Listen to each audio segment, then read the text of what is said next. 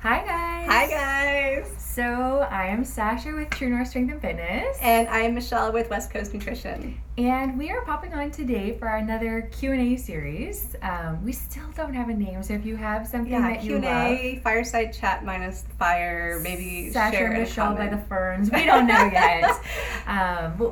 We'll name pending. Absolutely. So we are popping on today, and the question that we have today is, should your training and your fitness and your training and your nutrition change with your cycle? Absolutely. So this one is for the ladies. So guys, you are more than welcome to watch and learn, but we are focusing just on female reproductive hormones and how they influence training and nutrition today. So girls, this one is for you. Yeah, and we wanted to pop on today. Obviously, we're both female, but we wanted to talk about it because there's ways that you can make it work for you or take advantage of it. I Absolutely. think. Yeah. And I think knowing some of the ups and downs and normalizing those changes so you don't feel like you're crazy or suddenly you've fallen off can really make for actually much steadier month to month as far as consistency. Yeah. So we're actually going to start a little bit backwards today, and we're going to break it down. So we're actually going to start by talking about PMS week. So we're going to go kind of day 21 to day 28. So this is the day where symptoms kind of typically start. So this is when you can kind of feel a little bit crampy, a little bit icky and stuff like that. They could start for some women as early as day 14 because there could be a surge in your estrogen. And in terms of training, which is what I'm going to speak to during this week, this PMSE week, you may not feel as motivated to train. So you want to keep this in mind with your training program and plan accordingly. So for those of you that train with us here at True North, this would be a great time. I mean, life isn't perfect and we can't time everything, but if we could, this would be a great time to be starting a new program. So that way we would be on a deload or an offload week, so things would be a little bit lighter because we're learning the new program, we're less sets, less repetitions, maybe less weight. So this would be a really good week to start a week one. Absolutely. Yeah. And I love that. And so for most of my women, they also see a lot of fatigue this week. So it's sometimes even worse than period week. And I know for myself, that's when I have a few days where I am just bone tired no matter how much I sleep. And I wonder if I am sick and dying. And then a few days later, I'm like, oh yeah, like of course, this thing that happens every month. And so the pre-period week is pretty powerful because we actually see progesterone peaking. And progesterone, unlike estrogen, actually has a depressant effect. And so most women find that there's actually a real drop in the neurotransmitters that control our mood, as well as the serotonin, because estrogen usually helps to upregulate that one. We also see the amygdala get sort of stimulated by progesterone, and so our fear and anxiety and kind of like warning system bells go off. So a lot of women feel much more insecure, much less motivated, and mood-wise really legitimately down. And so for as far as training, that totally makes sense. And for eating, I find that for my clients, those ones who normally don't eat emotionally and who handle their cravings quite well, find that they are edgy and hard to manage and just like volume cravings this week because you are actually much more prone to almost emotional eating because those sort of chemical emotion triggers are up. So this can be a good time to be a little bit gentler with yourself. So if normally you would distract with exercise or calling a friend or just having a glass of water and moving on, you may want to actually give into this craving early, so having a little bit of that chocolate or the salty, whatever it is you want, and then finding something afterwards to go and soothe, whether that's just going to bed or going for a walk, just doing something to feel good. That's good advice. Okay, so next week that we want to talk about is the week of the period. So we're going to say day 1 to about 5. So for us in here, this is a great week to kind of get into the gym and try and work out to help decrease some of the symptoms. So research is kind of muddled on this area because it's so deep. And there's not much good research, really. No. So what I'm going to say is more anecdotal than I'm going to say research-based at this point. But I would say that a lot of women tend to say that it feels harder working out the week of PMS and the week of their period. They just feel a little bit more tired, a little bit more sluggish, and it just feels like it's just more work, actually. Yeah. And this, in part, on a hormonal level, can be because of decreased levels of serotonin and some other things that Michelle's going to be talking about. But for us in here, this is a really good week. Again, if we were in a perfect world following an ideal plan, this would be a week 2 of your training program. So things are getting a little bit more challenging, but we're still not kind of going for max effort on stuff. And it's a good time to kind of like settle into the program and figure it out to get ready for the next few weeks when we are going to kind of ramp things up. And not beat yourself up over not hitting a PR in these first 2 weeks. I think that's really the big thing. If you can keep that in the back of your mind and go, oh, that kind of explains why maybe I'm feeling this way in the gym. I think that it really helps knowing, actually. Yeah, you feel less sort of crazy, I think, at times, if you can understand that's just a normal sort of dip for your body. Like, I totally feel that way. And food and nutrition wise, so we do see that decrease in estrogen that Sash was talking about, so serotonin and some of our happy hormones go down, so you may feel just a little bit less motivated, you aren't able to work as hard, but exercise can help boost some of that serotonin. Yes, so it get can. in there and do so it. It's important to go anyways. And food wise, you're also losing quite a bit of iron, and iron, if you don't know, is at the center of the kind of cell, our red blood cells that carry oxygen. And so women's iron needs are almost twice men's all month long. That's crazy. To make up for that 1 week of increased losses. So it's the only way we're different from men as far as iron. And so you are losing enough iron that week to absolutely see dips in energy and aerobic endurance and strength kind of endurance, because you're literally struggling to move as much oxygen around, and oxygen is what fuels those energy systems. So feeling tired or seeing your heart rate spike because you're working harder is totally normal during this week. Some women don't see as much if they have lighter periods or they're a little bit older. So this is one where you have to listen to your body a little bit, right? Some of my women do supplement with iron during this week. And what I will say is if your iron levels are always low, if you've had them tested and you are deficient, it's worth supplementing for a few months. You'll find that much less difficult. To be clear though, every woman watching this should not go out and get an iron supplement.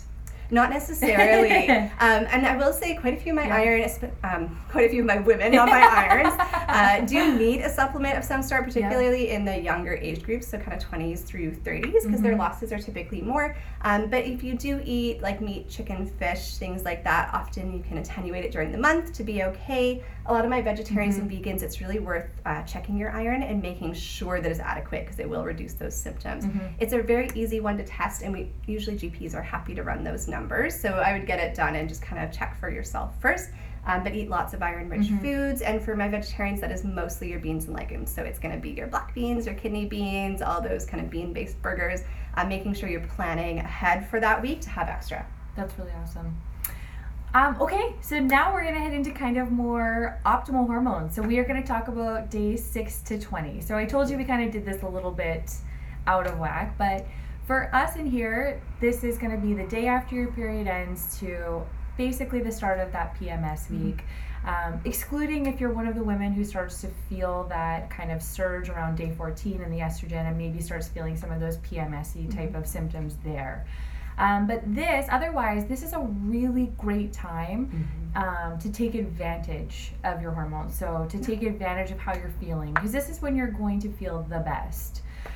So in the gym, what that's going to look like is that's going to look like a week 3 or 4 of this training program. So this is the week that we can look at pushing the weight a little bit, maybe doing more reps, more sets, or really actually kind of like taking it up to that next level and going, how could I bump this up? How could I challenge myself? Because this is the week where physiologically I'm kind of primed to get in there and make this happen. Absolutely. I'm not going to be held back by my hormones. Could be other things, life stuff, but in terms of this, cycle talking, we are... Cycle talking? That's not the right word. I like that. Cycle talking. New name for our show. That is not the name of our show. But that's what we're doing right now. Yeah, but this is the time you really want to push those workouts.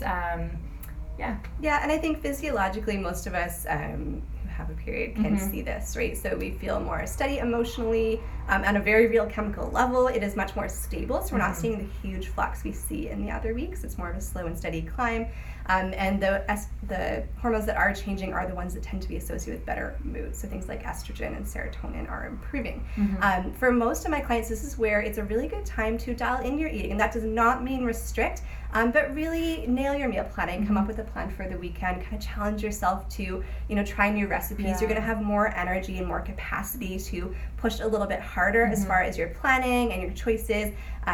and it helps to kind of offset those weeks. It doesn't mean we can give away 2 weeks of every month to just eating whatever, but it does mean we have a little bit more capacity to really do really well, so that also symptoms are reduced by the time we get there if we're better nourished. Yeah, and I think like to that point too, knowing the general flow of the cycle and knowing that you might feel more cravings and they might be more hormone based, so they're going to be a little bit tougher to just kind of like white knuckle your way through, and maybe that you should have the thing in a smaller dose and just kind of move on, or knowing that maybe like the week of your period you might feel a little lower energy, or knowing the weeks like say day 6 to 20 you're going to be feeling a little bit better hormonally, so maybe you have, like Michelle said, the capacity to take a little bit more on. I think overall just knowing those things sometimes actually really helps, because you can kind of go, oh, this is why I'm diving headfirst into my cupboard of snacks, or and really just kind of going, I know how to handle this and I have a strategy for this, because I think if you can have this strategy, then it makes sense. Or when you come into the gym, if you're feeling really sluggish or tired or something, and then you recognize that it's one of those weeks that, maybe you might be feeling more sluggish and tired, and there's a really good reason why, it's better than just beating yourself up and going, I'm not seeing any changes, nothing's getting different, because or not going at all. Yeah. I think it's easy when you're feeling tired, or when you're feeling kind of like the mood, you're feeling a little bit lower on yourself or things like that, to just kind of write it off and go, well, baby and bath water gone, it's not working, I can't do it, I'm tired, I'm not getting better. But then all of a sudden you hit that next step and things look brighter, and you're realizing that you can handle it. So I think just the knowing is a huge thing. Absolutely. And if I can elaborate on that too, Please I do think so. It's your show. One of the things a lot of my clients and I work on is not actually stressing about the hormonal cravings so much. So we have some strategies, but practicing managing cravings really well on days 6 to 20, so that when that rolls around, we have just a little bit of extra sort of internal strength, or it's more of an instinct or a habit to know what to do when they hit. So there's not a lot of point in sort of pushing yourself really hard, you're beating yourself up. If you had a bad craving day or a bad gym day during, use those days where you're feeling really good to kind of build those strategies, build those habits, and they will start to transition over into those times as well. And the other part, oh gosh, it's just left my head that I was thinking about. Okay, well, I'm going to jump in right there. And I'm going to say, I think the big thing for me with all of this stuff is knowledge is power, to build the strategies, to build the healthy habits, to give yourself grace or time or space if you need it, or to actually go, nope, today you're going to get up and push yourself because it's going to be a good day and I can take advantage of it. So knowledge is power, but I think we want to be really careful with turning knowledge into an excuse. And I think that's where we kind of like hit the skids a little bit, when it's like, well, it's the week of my period, or it's this week before my period, so I'm just I'll get back on track later. And it's like what Michelle was saying, you want to kind of build those healthy habits, so when you're at your most tired and you really are fighting all of the things, that's kind of what you fall back on, and you don't beat yourself up. It's your normal. If you kind of veer off from what makes you feel good. Oh, totally. Yeah, I love that for sure. So I think we hope this gave you a little bit of insight into the kind of fluctuations. Then it's totally normal to see it change, and it's also normal to sometimes forget and feel a little bit frustrated. So that's not pressure to feel like perfectly peaceful with it all of the time. The one thing I will comment on, and you and I were having this conversation too, is that if you're struggling with really difficult periods, so fluctuation is normal over the month, but if they are super heavy, super crampy, if the depression kind of effect is just nailing you to the ground, although that's common, it's not normal. So often there are health and lifestyle things we can work on, and you may want to connect with your doctor or gynecologist as well. But you want to make sure your base stress month gets really good, because that should help offset that. Our bodies, none of those weeks happen in isolation, and living with that stuff should not be sort of a death sentence, for that's just how 2 weeks of your life every 4 weeks is. So something to keep in mind, definitely, to ask for help. Good point. It's common, but it's not normal. Absolutely. And I hate when it just seems like a thing we should all go through. It should not be. But anything else you can think of? I think overall, for me, from the training side of things, I think the big thing to remember is make your training a priority no matter where you are, because like Michelle said, they're just weeks in months, and something to keep in mind when these weeks are happening. But overall, be consistent with your training. Make it a priority, because the biggest thing is that consistency with that training actually does help decrease the menstrual symptoms. Oh, for sure. So that is one thing that they have shown, research has shown, that you see them diminish over time if you're consistent with your training and you're physically active. So it's one of the things that you can do to kind of help navigate that a little bit better. Absolutely. And I remember the thing I was going to share earlier. What so was it? it's out of line. Yeah. But one of the kind of strategies that we use for that to kind of help reduce the symptoms, particularly cravings, because that's what throws most of us off with food, is we feel like all the crappy, junky things. Is although protein intake needs to be really good all of the time, we do know that protein is one of those things that turns down the hunger hormone switch quite effectively. So one of the only nutrients, and we know that hunger hormones crank like quite significantly during those 2 weeks. So more protein will help turn the dial a little bit. Not as low as it normally is, but being super consistent with that 20 to 30 grams at breakfast, 20 to 30 grams at lunch, 20 to 30 grams at dinner, and having some quick and easy protein snacks like turkey pepperoni or Baby Bell can help to just make that more manageable. That's really interesting, actually. Yeah. So somebody's going to ask this, I know. Michelle, what would 20 to 30 grams look like of protein? Oh, that's a good question. If you want to be super simplistic, it's usually 1 scoop of protein powder. It's usually a medium-sized chicken breast. So I have tiny child hands. So for me, that is like a whole like palm to fingertip, like a medium size. For most other clients, it's sort of somewhere in the palm to like first knuckle there. Similar size of salmon or fish, or 3/4 of a cup of like black beans or chickpeas. So quite a bit of plant protein. So my vegetarians have to work a little bit harder to get that. Eggs is another easy one. So 2 to 3 will usually nail that for you. That's fantastic. That's a great question. Yeah. I had to ask it for the people. They would want to know. Love. Do you guys have any questions before we sign off? Do you have any questions about what we talked about today? Do you have any questions that you'd like us to maybe kind of tackle on our next one? We're going to try and pop on and do these a little bit more regularly. Yeah. We decided maybe we would try for once a month. Absolutely. So you can hold us accountable. So bang on the door. Totally. Shown up next month. Yeah, so we'll give it maybe a couple seconds and see if you have any questions, and then if not, or submissions, if not, we will sign off for today. Yeah. And this will be live for 24 hours, and then we're hoping to host them somewhere like on YouTube or something. We haven't gotten to that yet. But feel free, if you started partway, to just roll back, because there was so much juicy stuff at the beginning. There really was, and to DM us. So if you're watching this after the fact, just send us a message with your questions, and we will answer them in our stories or on Facebook. So I think some of the best kind of juiciest info comes from your guys' awesome questions. It totally does. And to share them too, because if you have it, somebody else does. Someone else is always wondering. So we will like take your name out of it, but please do DM us if you have something that you want to know more about. Awesome. Well, thank you guys. Yeah, thank you. I don't see any questions on mine. Do you have any on yours? I don't see them on mine, but I'm legitimately a little blind, as you can tell. Okay. Thank you so much for coming on today. And it was so nice to chat with you. And thank all you, of Sasha. you. But we will be back in a month, hopefully with questions from you guys. Yeah. So we'll see you later. We're gonna